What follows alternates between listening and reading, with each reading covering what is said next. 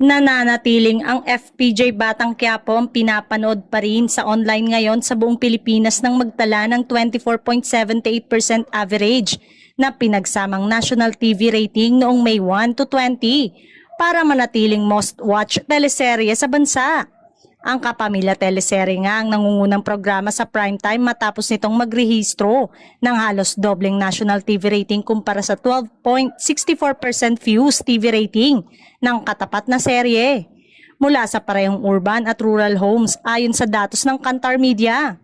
Patuloy ang pamamayagpag ng FPJ Batang Quiapo sa national viewership chart mula noong umere ito noong 2023 sa Kapamilya Channel, A to Z at TV5.